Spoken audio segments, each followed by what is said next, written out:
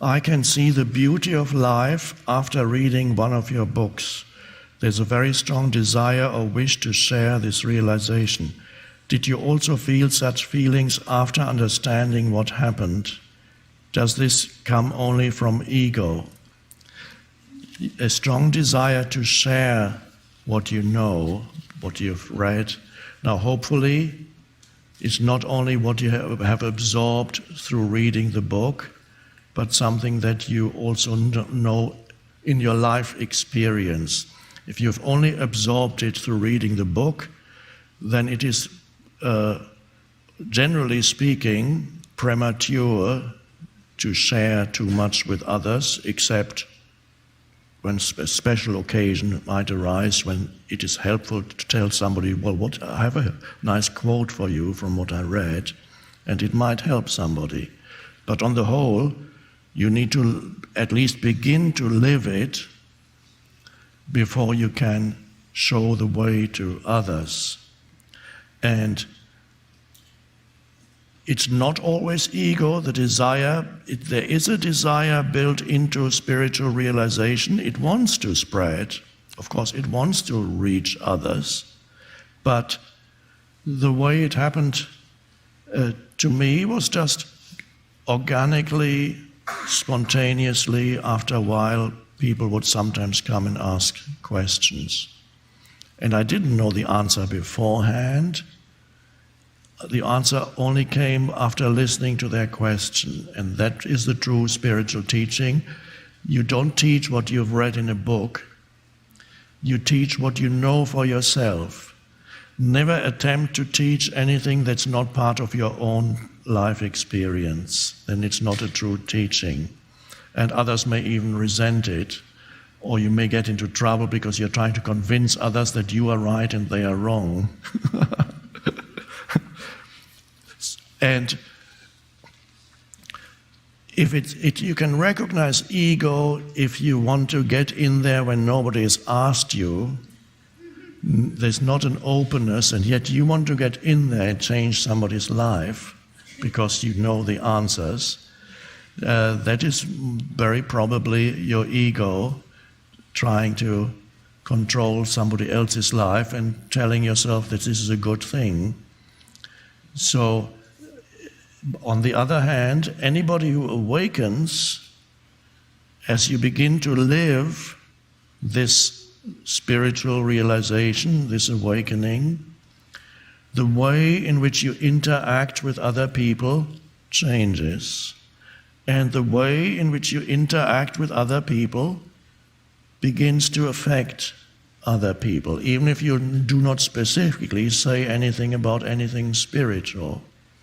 So you cannot not teach when you begin to become transformed and you go through the shift in consciousness. Gradually, you begin to teach in a wider sense, not in the narrow sense of me teaching you.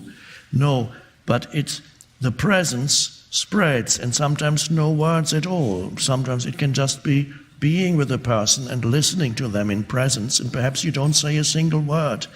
It could be sitting with a dying person and just being there as a still presence, and you haven't uttered a single word because you didn't need to.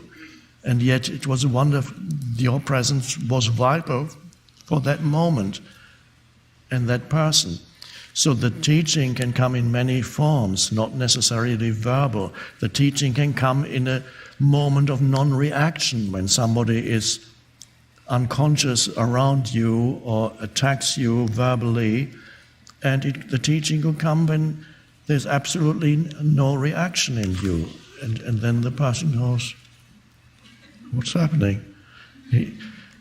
Not feeding my ego, not feeding my pain body. The person wouldn't even know that, but they can. So it can take many forms, and some of you are already engaged in a more formal teaching. I know that some of you are already practitioners of this or that, where you meet with people and that the presence flows into whatever you do. And others, many others will become teachers, if not formal, in some other way. It may just flow into what you do or the people you meet in your everyday life. Who knows? Or it could be a total shift, that life takes you out, puts you somewhere totally different. So there is this desire to teach.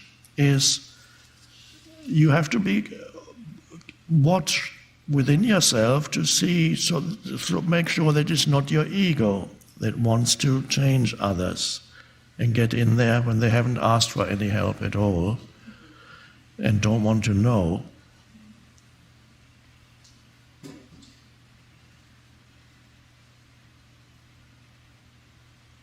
But you may also find that as you teach, and the teaching again comes when people ask a question, you say something. As happened to me, and perhaps is already happening to you or will happen to you, you find yourself saying things that arise spontaneously because you were listening in presence. Then suddenly you say something that you didn't know yourself beforehand. It is helpful for this person in this situation. And you go, oh, I said that. Where did that come from? And that's wonderful. You discover the source of wisdom within yourself. And that happens to certain therapists. After several years of therapy, at first when you're a therapist, you apply your particular modality of therapy. And if you do it for long enough, after a while, you just begin to if it's really working, the modality that you have learned to apply to the therapeutic situation becomes less important. And then after a while, you're just there as a presence. Then it's then that you become an effective therapist. At that moment, your therapy becomes empowered. And then you find you are suddenly of real help to another person. But why?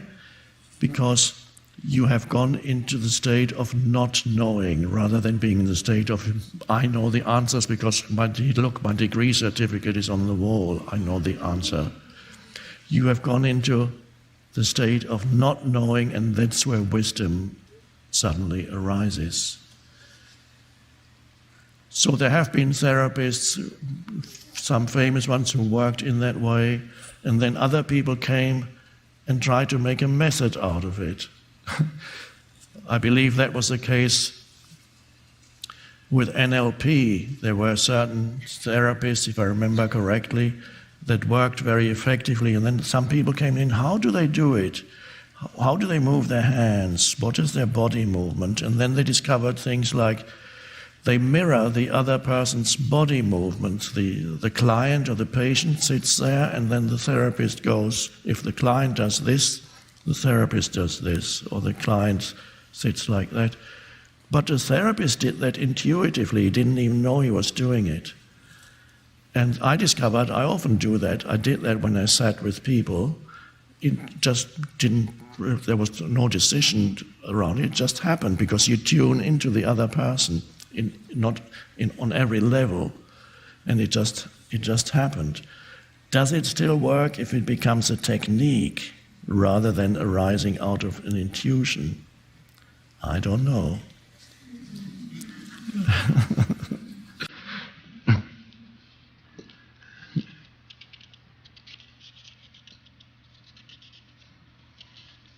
That's my favorite quote of the Dalai Lama, by the way. I don't know.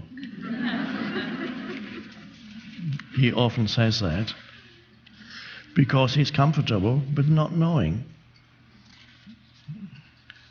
And often after that he says interesting things, but first he says, I don't know.